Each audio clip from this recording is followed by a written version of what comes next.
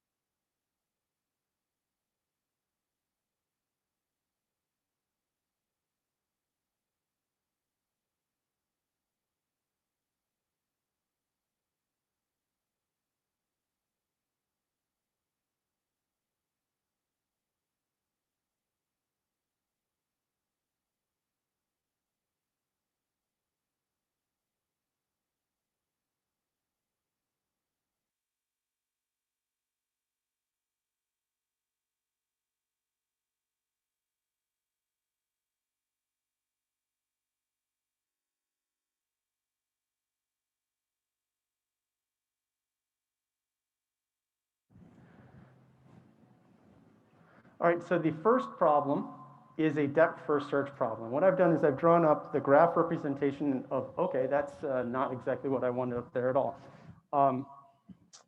Give me a split second here.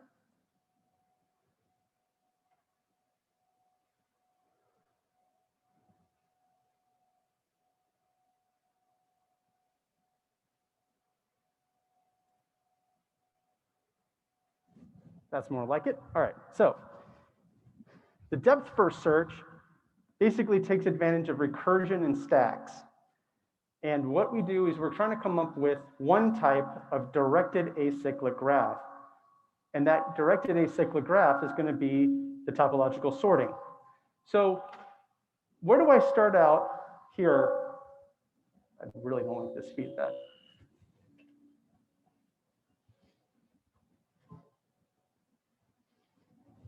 So where do we start on, this is much better. Okay, so where do we start on this particular graph? What am I supposed to do here in order to be able to get a correct solution? Can anybody tell me the first step I should do?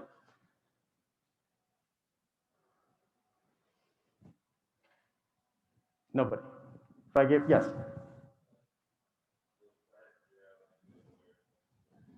Very good. So we're going to have 0. And then the way that a depth first search is we start out when you get to a 3. So we start out with that initial edge. And then the recursive call is now pointing here. So you can use this as a way to keep track of how you should do things when you get to this on the exam. So 3 comes here and we have 1, 2, and 5. We haven't visited 1. So we put 1 here, and now the recursive call moves down. When we go to 1, we see that we have 4 and 2. So 4 is the initial path that we take. And now we get to 4, and it's empty. Does everybody see that? So now what's going to happen is the recursive call will go from here to there. It's a crucial aspect. What do I do next? Which one do I go to? Someone tell me the number that I need to go to for the specific vertex. Yes, 2, very good. So now we go 2, and 2 has 1 and 5. Now 1 has already been visited, so go like that. So now where I go to next? Someone just say it out loud. What's the next vertex I go to? 7, very good. So now we're there, so now we investigate 7, and now 7 goes back to 3. Since we visited 3, we don't want to do that. So now we would come up here, and now we go to 6. All right, someone tell me where I should go next. 8, very good. And now we have 5 and 9. 5's already been visited, so now 9 is there. So this solves 2 problems in one. So this actually produces the solution to problem 1 and problem 2. Problem 1, we start at the origin and go to destination. So the origin is 1, let's see, it's 1, 0, 3, 1, 2, 5, 6, 8, and 9. And if I remember quickly, that's either D or E. And then the second, we use this to say, all right, now I can use this to reverse engineer my topologically sorted adjacency list representation. We do that by saying, all right, so 0 has an outgoing edge to 3. 3 has an outgoing edge to 1. 1 has outgoing edges to 4 and 2. This is crucial. You have to keep them in the same order that they had. Otherwise, you would lose the integrity of the depth first search. So 1 has 4 and 2. 2 goes to 5. 4 doesn't go anywhere. 5, we see, goes to 7 and 6. 6 goes to 8. 7 doesn't go anywhere. 8 goes to 9, and 9 doesn't go anywhere. Does everybody understand how I derived that? Okay, so what I want to do now is I'm going to go up the stairs, and I'm going to go over to the other side of the classroom. And this time I'm going to do the same thing, except now I'm going to do this with a breadth first search. And in the breadth first search, now we're taking advantage of our knowledge of queues. So again, we have 0 that has outgoing edges. This feedback. Okay, so has outgoing edges to 3, 1, and 2, just like you had before. And then 1 goes to 4 and 2. There we go. That's more like it. All right. 3, 1, and 2. 1 goes to 4 and 2. 2 goes to 1 and 5. 3 goes to 1, 2, and 5. 4 is blank. 5 has 7 and 6. 6 has 8 and 9. 7 goes to 3. 8 goes to 5 and 9. and 9 doesn't go anywhere. So if you're doing a breadth first search, it's breadth instead of depth. So what we're going to do here is we start with 0, and you go 3, 1, and 2. And so what you're doing is you are creating the ordering of how you would do things in a priority queue. So what this allows you to do is this allows you to say, instead of having to write a priority queue on the right-hand side and take up a lot of time on an exam, you already have your priority queue set here. I'm sorry, not your priority queue, your queue. Then I say, well, 3 has 1, 2, and 5. I've already visited 1 and 2. So 3 goes to 5. So that means I move here, and that takes me to the next place in the queue. Does that make sense to everybody? So then 1 goes to 4 and 2. 2 is already in, so we go to 4. 4 doesn't have it. I'm sorry, 2 has 1 and 5, and both are in there. So we don't have anything else.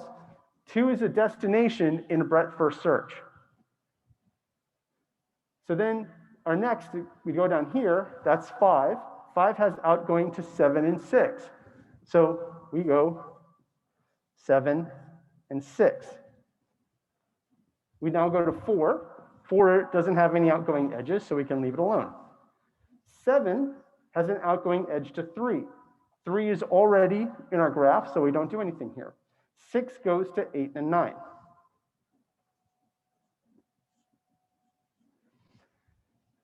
Eight all goes to 5 and 9, which are both now in our outgoing, and 9 also doesn't have any outgoing edges. So we have two things that we can solve here. First, the path from 0 to 9 with breadth first search, which is 0, 3, 5, 6, and 9, which is one of the choices. I forget exactly which one. I want to say it's A, but forgive me for forgetting. The second one, and this is what's going to motivate the course of our study today, is the resulting graph. We say it is directed because it goes from 0 to 3. It's unidirectional. So this is following up on a question from last week's lecture. So all of them go in one direction. And acyclic means we don't revisit any other vertices. So for example, 7 has an outgoing edge of 3. This creates a cycle. A directed acyclic graph can tell us how to get to a specific location in a predetermined, efficient manner. So in depth first search, what we have over on the other board, and I can show this again when I get up to the back up to the podium, the one over here on the left contains, if we were doing depth first search, this is how you would be able to get to any specific node. So here over on the right, it's going to go over there in a split second. What I have drawn up here is a graph. It's a directed acyclic graph, so please ignore the little arrow I drew from 1 to 4. That was showing a recursive call. This graph has a directed acyclic property, and if I were to take any path using depth first search, it would have the exact same graph that I showed there. Likewise, with breadth first search over on the right, this graph would be the path that I get from any node to any other node in the breadth first search. And so that's what's going on here. Now, in this particular graph, there are some interesting properties. Right now, all of the edges in this graph are weighted the same. So that means this is the only path that's valid here. But what if, let's say I had 8, right? And this 0 would also go to 8. Now in a breadth first search, this would be overridden, and I would quickly have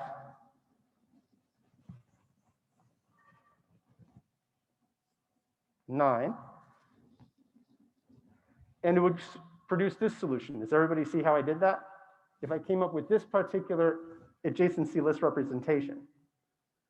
But what if I did this? What if I said that this is a longer road and its weight's 15, and this is 7, and I had a path that goes from 6 to 8, and this is 1, 2, 1, 3.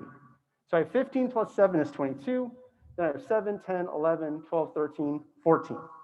So even though by modifying this, I found a path with using breadth first search that runs faster, it's not necessarily the best path because I found one that has more edges, but actually has less weight. So the analogy would be if you're taking roads, maybe you're making a lot of left turns and right turns, but this big road here, I have to make one less turn, but then I have a huge wait at a stoplight. There's no, on average, I will have to wait at the stop line like 5 minutes or something like that. We can use this breadth first search property to determine which one of these two trees that I drew up is the best one. And the best one that we'll come up with is known as a minimum spanning tree. Does anybody have any questions about that before we dive into what a minimum spanning tree actually is? All right, so let's get to it. So please go make sure you get the right answers in. Let me minimize. Also, let me quickly check to make sure that, okay, so no questions in the Slack.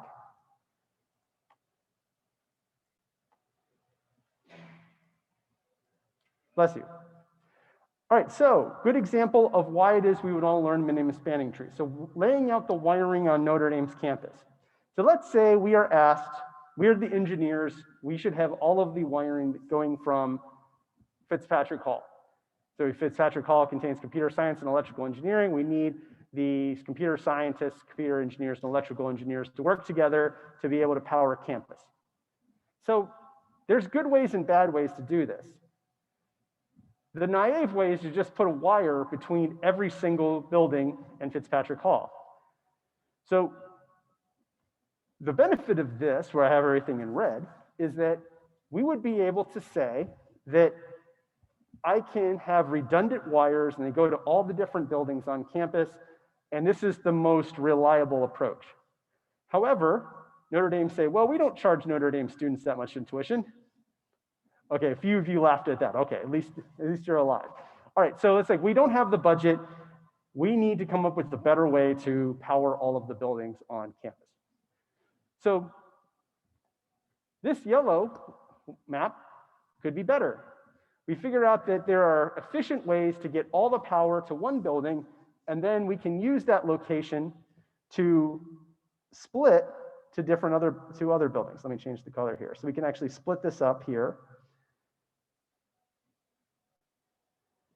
And this gives us opportunities to see where we can come up with a good balance of reliability, but bringing the cost down.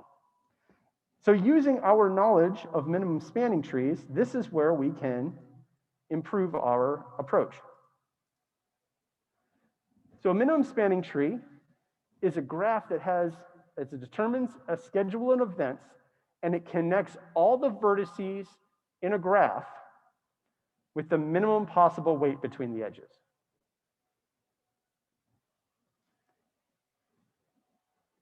So this could be a representation of a minimum spanning tree because it has a certain number of vertices, and one crucial property that I'll show in a moment is that, first of all, come on, go the other way. There we go. All right, it's acyclic, meaning that I have a specific start location and a specific end location. In this case, in the examples we're going to work through, the first one is going to be at A. So the outgoing edges from A to B and A to D were the cheapest. Likewise, from D, I can get edges from C and E based on our knowledge in the pre-existing adjacency list representation. So what we are going to do is we are going to say, all right, I'm going to figure out a way in which I can keep track of the smallest edges. So let's say I have some sort of, I evaluate all the edges going from one vertex. And I'm trying to keep track of which ones I should do next. And so I go to, if I have outgoing edges from from B, D, and C, and let's say the weight of the theoretical edge C is 6. And so what I want to do is I want to pick the next one. So I would, and let's, to make this even more complicated, let's say, well, this is vertex 0. We'll call this vertex 1, vertex 2, and vertex 3. I have 0, and I will say 1, 2, and 3, which means that the weights are 5, 6, and 4. Does everybody see that so far? The question is, I want to be able to evaluate the next one here because it's the minimum. It's the minimum spanning tree. I want to figure out how to reduce this. So let's say I now know that I have vertices.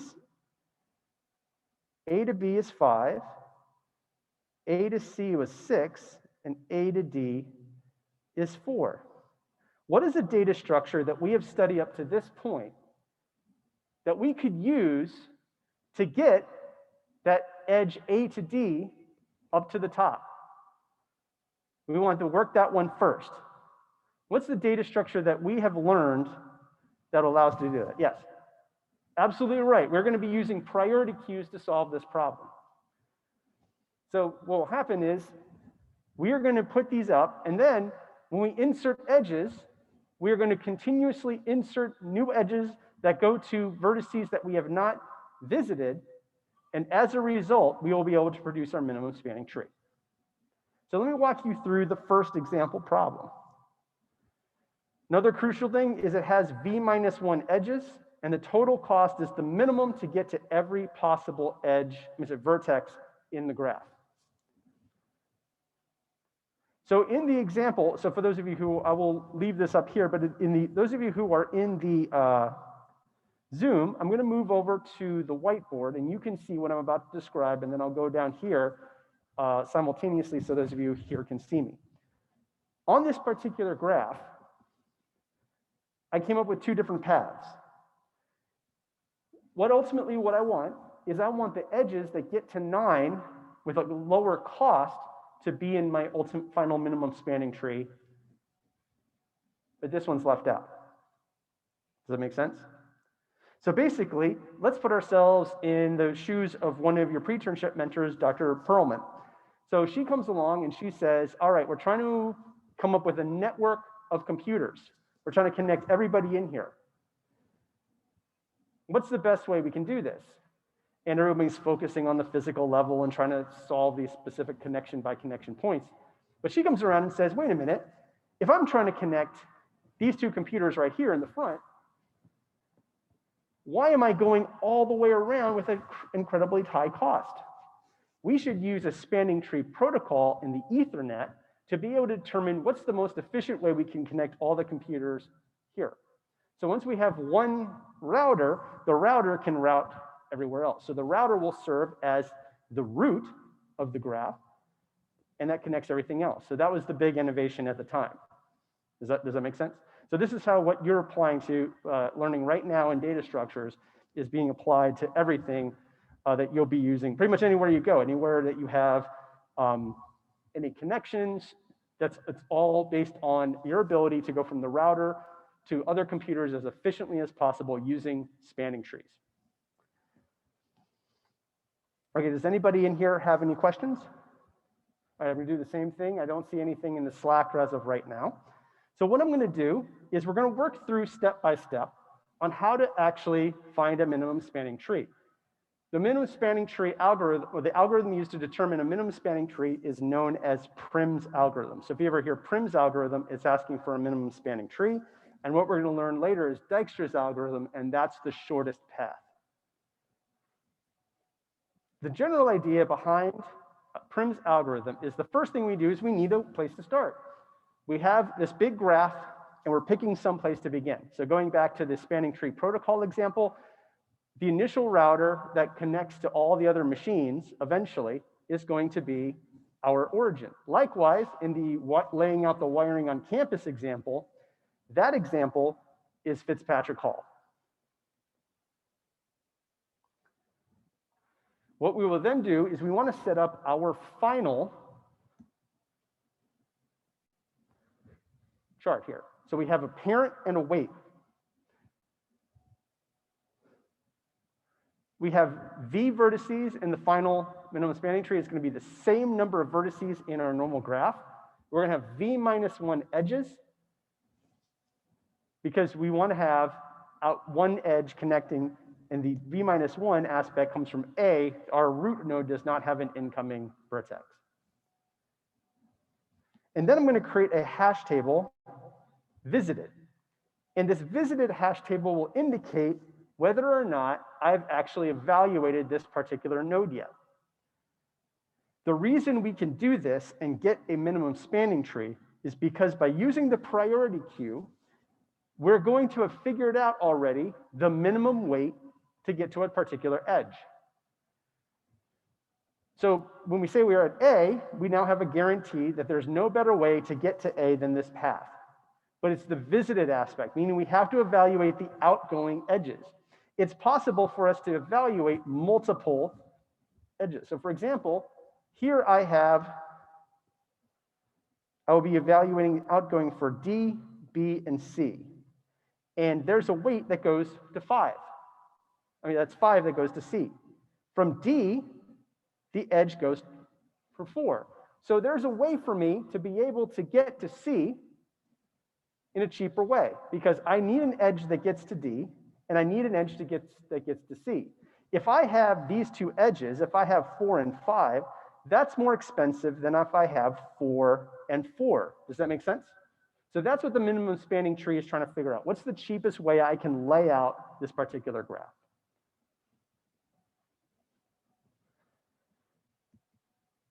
In the algorithm, the next step is to say, all right, I'm going to evaluate the outgoing edges from that particular vertex.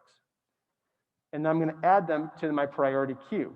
And they're going to be prioritized by smallest weight. Does that make sense so far? So here on the left, what you'll see is that A to D has a weight of 4, A to B has a weight of 5, and A to C also has a weight of 5. And therefore, what I'm going to do next is I am going to go to the destination of the cheapest edge that I have not visited already. So let me repeat this. We are going to go to the destination vertex along the cheapest edge that we have not already visited. So in this case, we haven't visited D. And just to reiterate, visited means evaluate the outgoing edges. We have not visited B and C or D. Once I go to D and evaluate that, it will join the visited list. So now I go to D, I've added D to visited, and then I remove that edge from the priority queue. So let me go back one slide, and we see if I go back one slide that A to D is here. And then when I add D, it's now out. I've also updated the parent. So we see here that, we update the parent, and we see here that D's parent is A.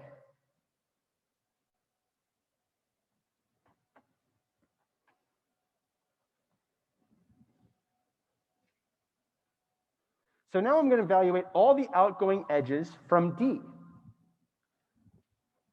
If I haven't visited, and I'd see that there's a comment in the chat coming, if I haven't visited D, I'm going to look at all these, and I'm going to start inserting them all into the priority queue. So I have 4 outgoing edges plus the 2 that I had before. The initial 2 that I had before were from A and B, but now I have an edge from D to E that's a weight of 2. I have an edge from D to C that's a weight of 4. And this is going to, these two in particular, show the benefit of the minimum spanning tree algorithm. What we see here is that D to C edge is now higher in the priority queue than the A to C edge, which means when we eventually evaluate that A to C edge, when we come through later in the algorithm, C will already have been visited because we know there's a cheaper way to get there.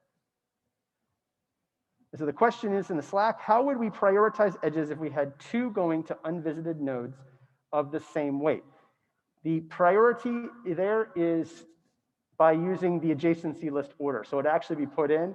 So if you remember from when we both did the doubly linked list version, which was big O of n for an insertion, and we had the max heap or the min heap, which had big O log n insertion, we had a tie it would move to the next location. If it's using a heap, it'll be actually inserted afterwards. So that means it'll be less likely to propagate up. So therefore, the first one we insert will be put in first. Please let me know if that addressed your question. Before I continue, does anybody have any other questions regarding Prim's algorithm so far? So now that we know that our top edge, I'm glad to hear that addressed your question, is now D and E, we are now going to put E's parent is D and the weight is 2. And now we remove that from the priority queue and we put E as visited.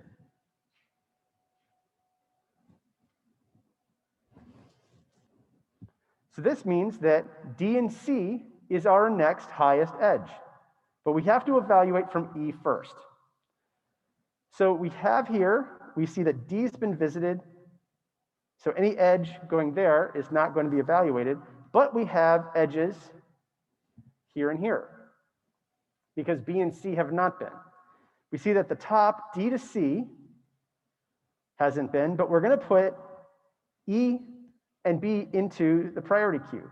E to B is 9, so it's going to go all the way down here, and E to C is 5, so it's going to go down here as well. So neither of them are going to be D to C in our priority queue.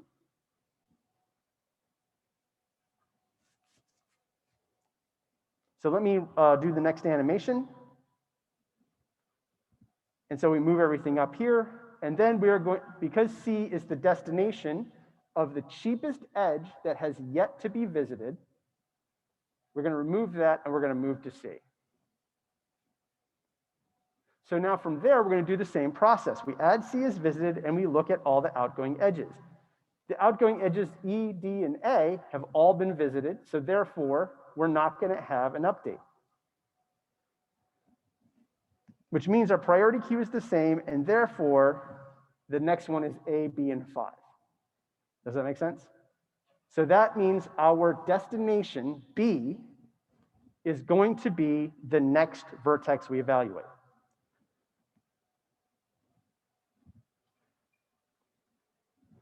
And so now I set B's parent as A, the weight as 5, and I've added B to our visited.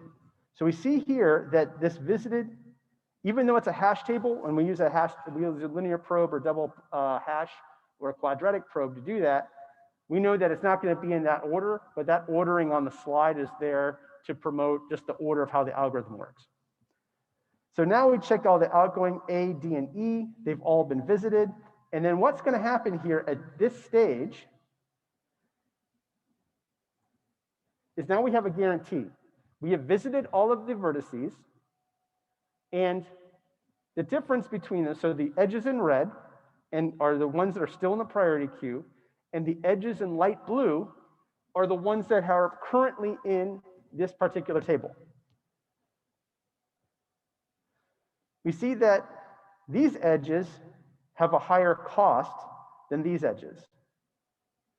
And so therefore, if I want to ensure that I can connect all of the vertices from origin A, I can now guarantee that this is how it's going to work. So I would remove those edges, and that's the cheapest way to connect all of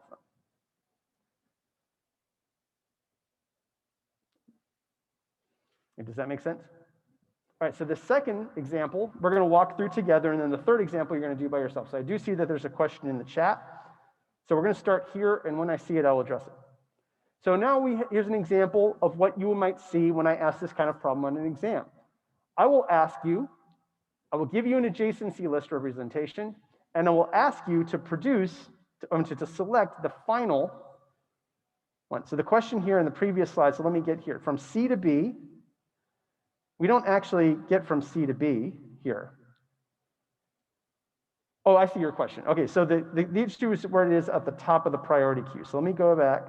So here we were at C. So Natalie, I believe this is your question. When we're at C, we don't have any outgoing edges that aren't going to vertices that have already been visited. Because of that, where our algorithm takes us next is not any of the outgoing edges of C, but what's at the top of the priority queue.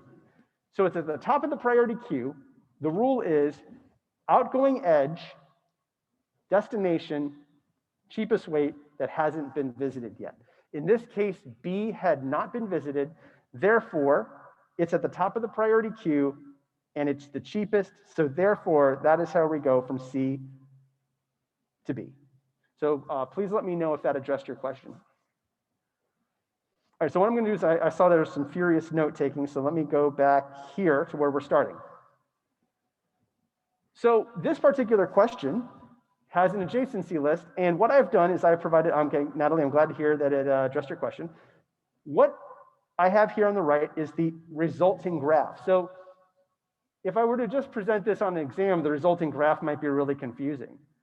This is why having it as a data structure will actually help you understand what's going on easier, because we're breaking it down into data and pieces that are easy to interpret. And going back to the rule, if it's easy to program, it's easy to think of a solution, it's easy to program. It's much harder to come up with this graph and then try to sort it all out. If I have it as an adjacency list, I now have the specific ordering, so that goes back to Simran's question from a little earlier.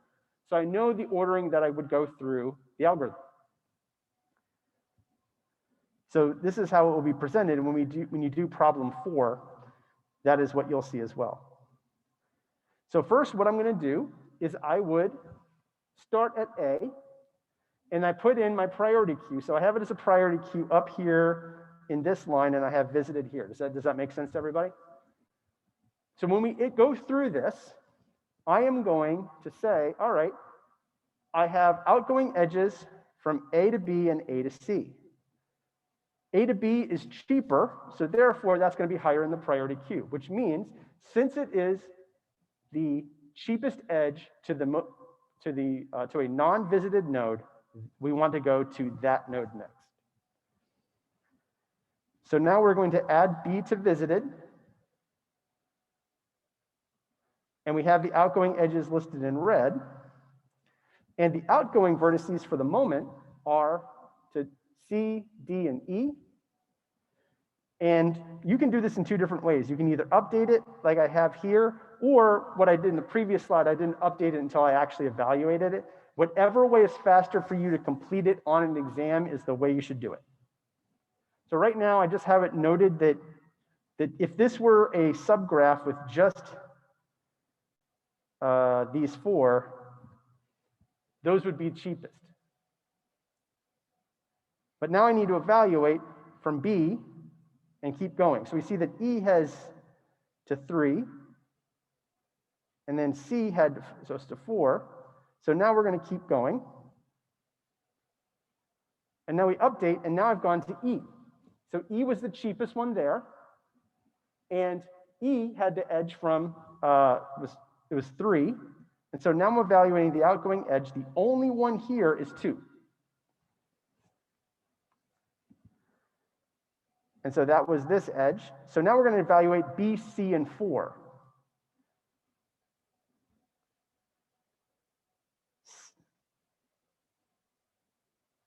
So now we evaluate from C, and I apologize, the color isn't quite working. So C has an outgoing edge to 6 and an outgoing edge to 4 here.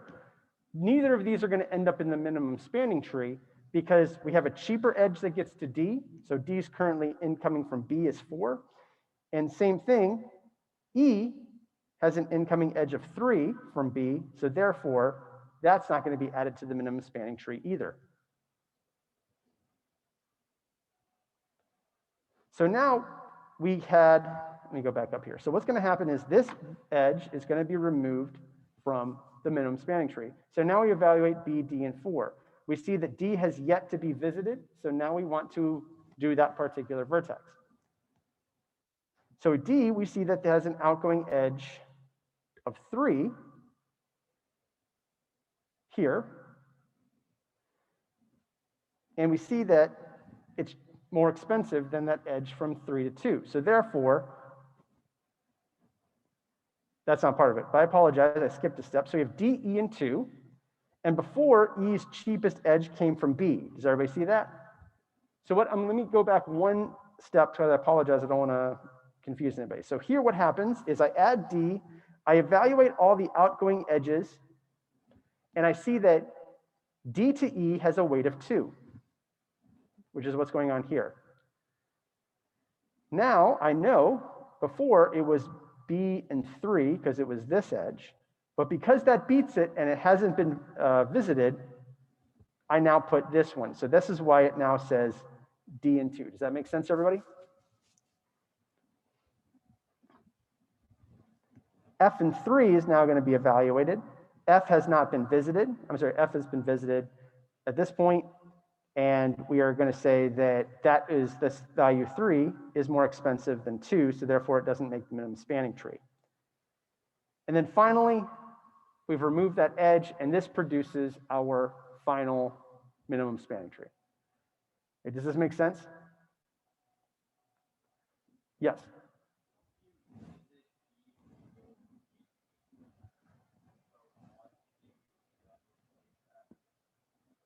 Oh, no, you don't visit E until you evaluate the outgoing edges. So the reason why that happens is because if we have B to E, right, and that has 3, that is not visiting. The vertex that's being visited at that step is Bravo, not Echo. So that means that until we actually determine that we have an outgoing edge to a vertex that has not been visited, and that's the cheapest, when we make that move, that is when we mark it as visited.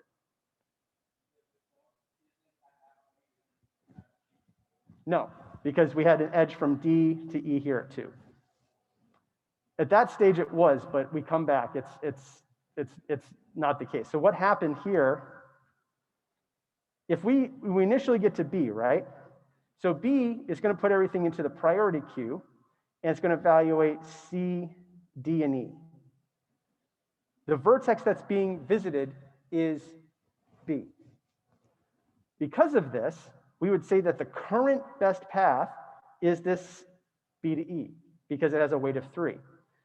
But eventually what's going to happen is we get to D, and we're going to evaluate its outgoing. And then we're going to say, well, it has 2, therefore, that's going to work out the best.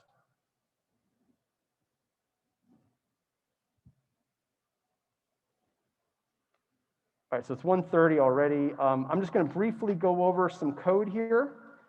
I believe this was C, so this was A, it was B. Oh, this is problem 1, so that means it's E. Okay, so what's going to happen here, I'm going to vim into include, I'm going to call this MST element.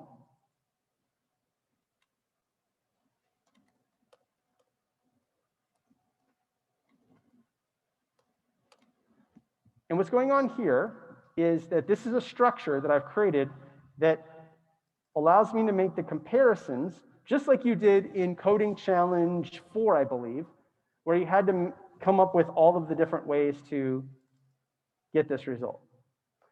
And what's going to happen is it will just say the weight is greater than right-hand side weight, and there's no guarantee that if we have a specific templated priority queue, we need to be able to say that this particular value, which has a data and a value, that we're only comparing the values, not the data themselves.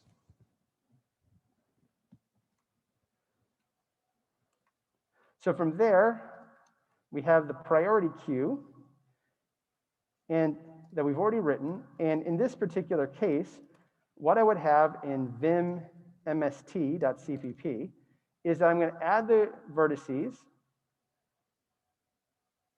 and then I'm going to run and return another graph. In this particular algorithm, I'm first going to create a copy of a graph, and I template it to the same thing. I create a priority queue. Now, in this case, in the old version, I used the template, but now we have our own priority queue that we've written. And we have a linear probe hash. And I set up the parents just like I had before in the slides, and then weights. And so I create the frontier. I'm going to insert it into the hash table. And this will allow me to determine, right, so they're on, the edge files are in my machine. You're not going to be coding any part of this. But they're also, if you want to see them, they're available on the link on the course page.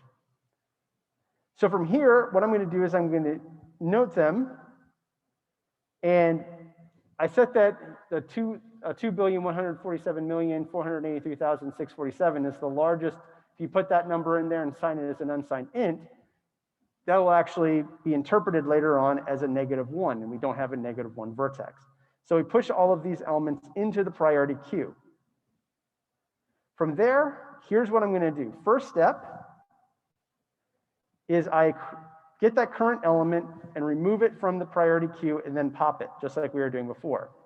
I then set the frontier of that index equal to false. Then what I'm going to do is I'm going to iterate through, and I say, well, I'm now going to compare all of the vertices. And I say, well, if it's less than the current value and it's in the frontier, we're going to add it to the priority queue. So we're going to keep pushing and popping and updating our weights and parents until we find the correct result.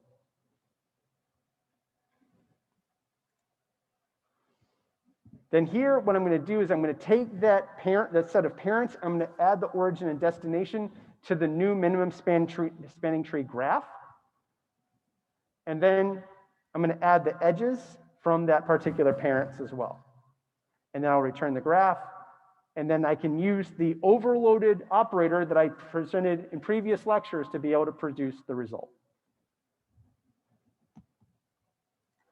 So when I go back in here, I have 3 test cases. I can run make MST, and that's going to have an initial graph and a final graph where I remove everything. Then I have make MST2. And the same thing, make MST3. And so you can download that and check it. We see that it's removing edges and it's removing the cheap edges. I mean, it's removing the expensive edges from the graph and finding the cheapest possible spanning tree.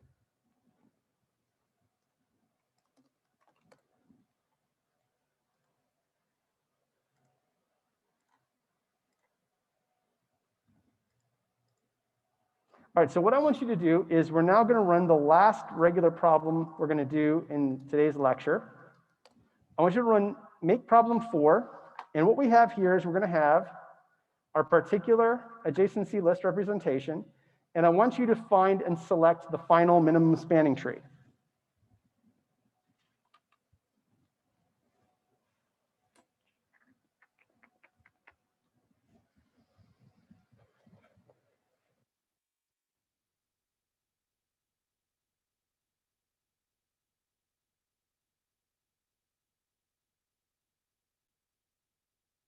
So good question. Will you always get the same minimum spanning tree no matter what vertex you selected the origin?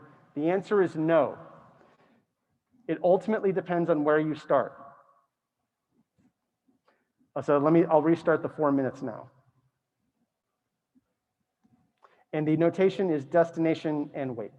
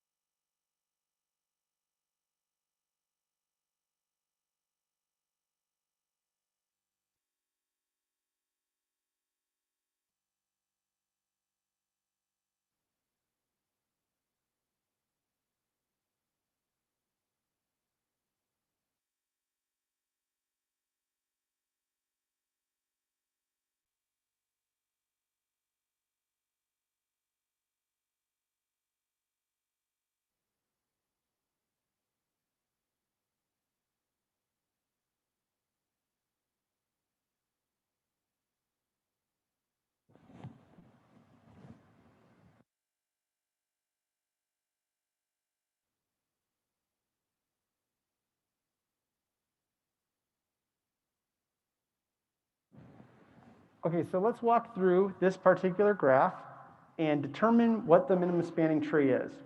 So what's the first step that I need to take in order to get this to work? If you were approaching this problem and you had that on the exam, what's the first thing you would draw? Yes. Very good. So we want to put out vertices, say parent, and we'll say weight. And so what I would do is I would do 0, 1, 2, 3, 4, 5, 6, 7. And then I would have one more. I would indicate, so I'll put VE and I'll put visited.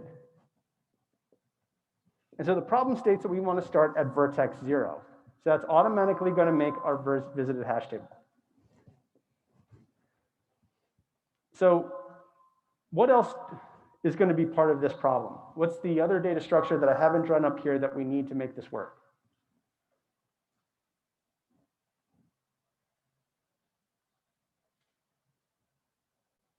What's the main data structure that I've been using throughout the yes? Absolutely right. I need to draw up a priority queue. So I'm going to do visited, and I'm going to do a priority queue here. So the first one I'm going to say is we have 0 at 0 to 1, the weight of 7, 0 to 2 with a weight of 6, and a 0 to 3 with a weight of 8. So what should my priority queue have? Which one should be at the top? 2, very good. That's absolutely right. So we're going to do 0 to 2, and that would do 6, 0 to 1 with a weight of 7, and 0 to 3 with a weight of 8. So this means that 2 is going to be the next value that's visited. So I'll put 2 here. And now we're going to evaluate from here. So this means that that one's going to be removed from the priority queue. And now I look at vertex 2, and I have outgoing edges from 2 to 5 with a weight of 8, and 2 to 6 with a weight of 9. So this means that they're going to go down to the bottom. So we have 2 to 5 with a weight of 8, and 2 to 6 with a weight of 9.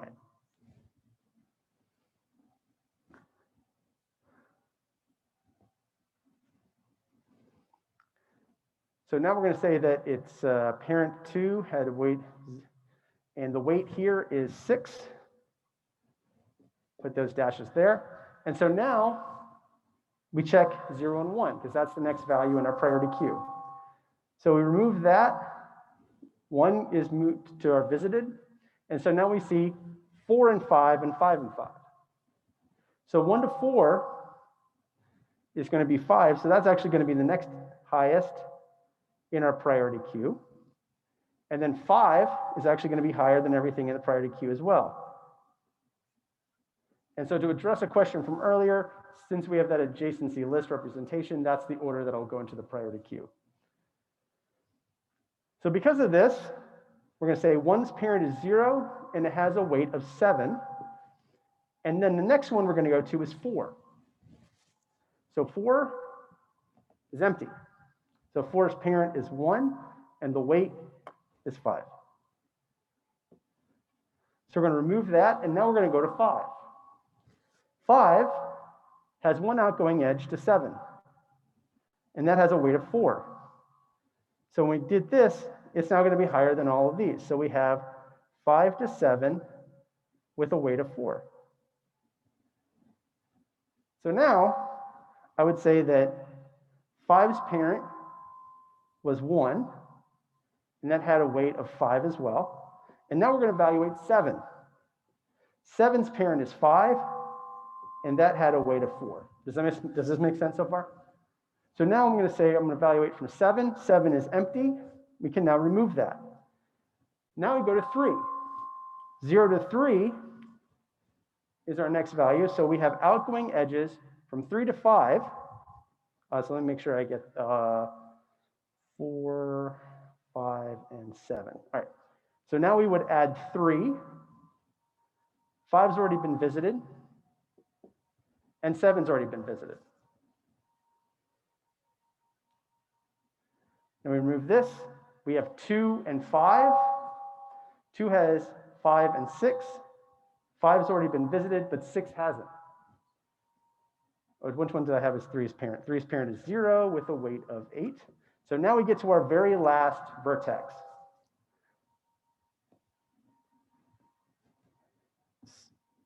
6's parent is 2, and the weight from 2, 6 is 9. And so now we have visited all of the possible edges. And so the final adjacency list representation will represent this. So let me erase visited in priority queue. And then we would have 0, and anywhere we have a parent, that goes to the same order. We have 1, 2, and 3. 1 is the parent of 4 and 5. 2 is the parent of 6. 3 is not a parent of anything. 4 is not a parent of anything. 5 is the parent of 7. 6 is not the parent of anything. 7 is also not the parent of anything. So that's going to be our correct value. Yes, Nikita. I'm sorry, can you speak up, please?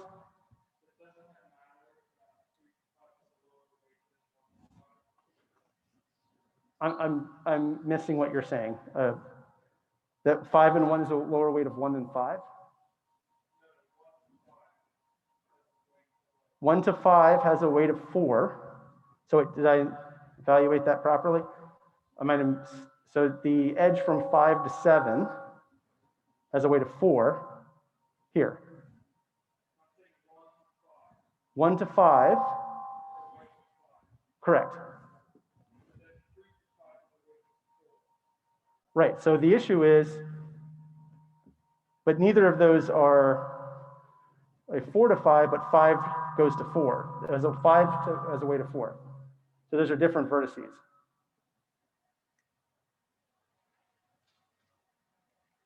Yes? I'm sorry, can you speak up? I'm not trying to shoot. Yeah, I'm not trying to shoot you. I just can't hear you. Okay. Yes. Yes, you. 6. So 7. Right. So that should be visited here. 7 should be 2. That's correct. So I would get from 6, 2 to 6 parents 2, 2 is 9. Yeah, that should be right. Yeah, so 6 is parent, and that should be 2.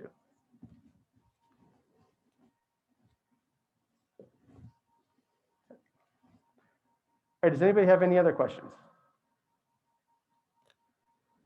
All right, so the last thing I'm going to do for the last 9 minutes of lecture today is I'm going to introduce the shortest path algorithm. The shortest path algorithm is known as Dijkstra's algorithm, and the purpose of the shortest path algorithm is pretty simple.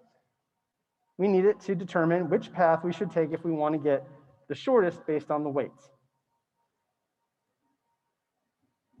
So now we're trying to figure out the shortest path between Fitzpatrick Hall and Hesburgh Library. So this would probably not be the best path. It's technically right, and BFS or DFS might give you that as a result.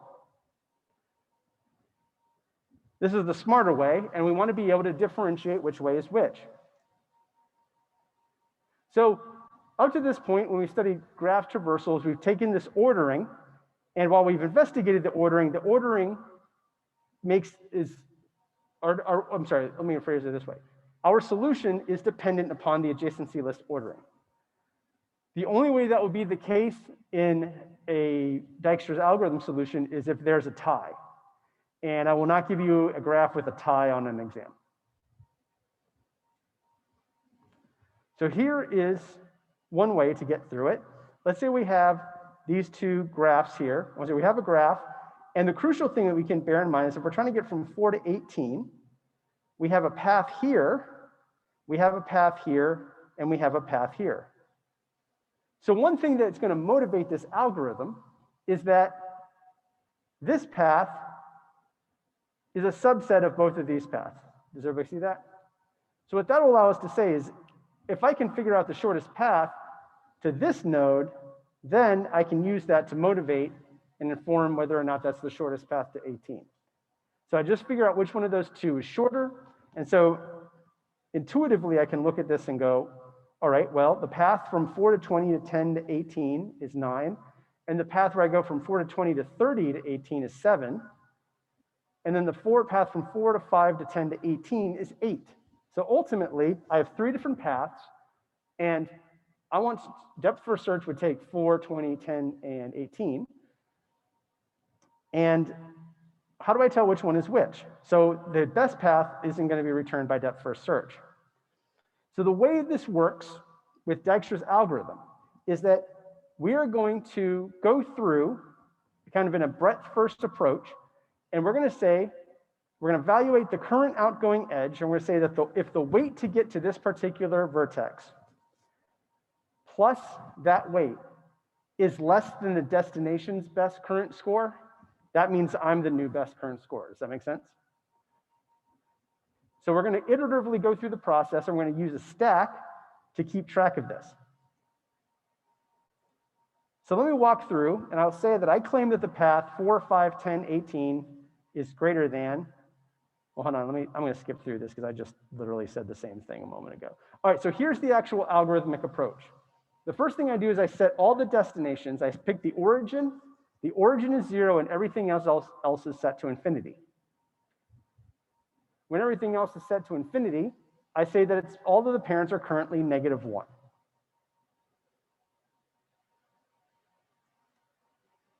So now I'm going to create a stack, and FP is going to stand for final path, and you'll see how I'm able to derive that in a moment. The first thing I'm going to do is I'm going to evaluate 1 and 3, and I'll put them in the order of the adjacency list. Now, ultimately, you might ask, why would I not put a priority queue? Because there's no guarantee that everything after 20 is cheaper than everything after 5. So we're just going to use a stack for simplicity. So what I've done here is I've now updated the parents of 20 and 5 as 4, and I've updated their weights as 1 and 3 respectively. So the weight to get to 5 is 1, and the weight to get to 20 is 3. We saw in the example a little earlier that even though the weight to get to 5 is cheaper than the weight to get to 20, the final path is not going to be going through 5.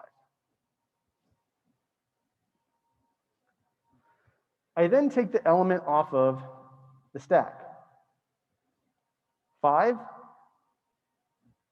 now has an outgoing edge to 10, and then I check to see, and this is where I use this equation, destination of u plus the weight is less than, means that the distance to the origin plus that weight is less than the destination.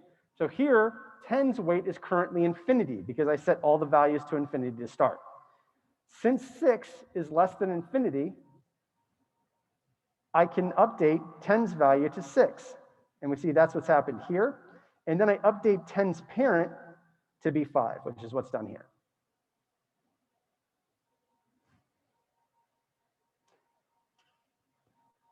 So then I put 10 on the stack. I evaluate all the outgoing edges from 10. 10 has an outgoing edge to 18.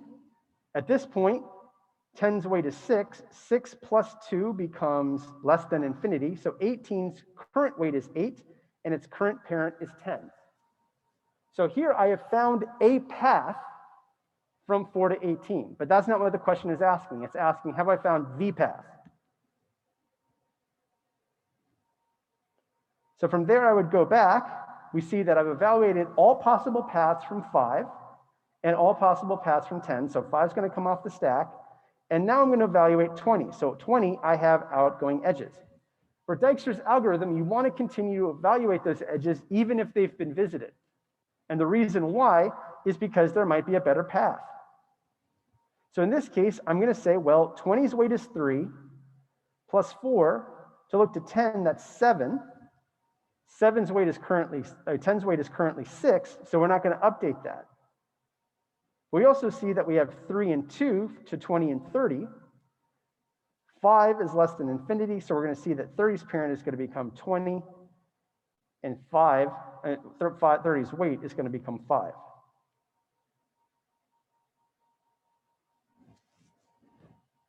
And so now we're going to put 30 on the stack, and we're going to evaluate the outgoing edge. The outgoing edge from 30 to 18 is 2, and its weight is currently 5. 5 plus 2 is equal to 7. 18's current weight is 8, which means that we've beaten our previous best. So what you're going to see now is 18's parent is going to become 30, and the weight is going to become 7. And so in the interest of time, since there's 1 minute left in lecture, I'm going to iterate all the way to the end.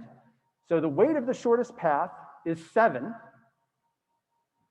And just going through 18, 30, 20, and 4. And that is our shortest path. So we're going to start lecture on Thursday by going back over Dijkstra's algorithm. And then what we're going to do is we're going to apply what we've learned about these directed acyclic graphs to solve a particular search problem that's going to motivate the rest of the semester, which is the balancing of trees. Does anybody have any questions about what we've covered or anything regarding the pre-internship? Okay, I don't see anything else in the Slack. In that case, you're all dismissed.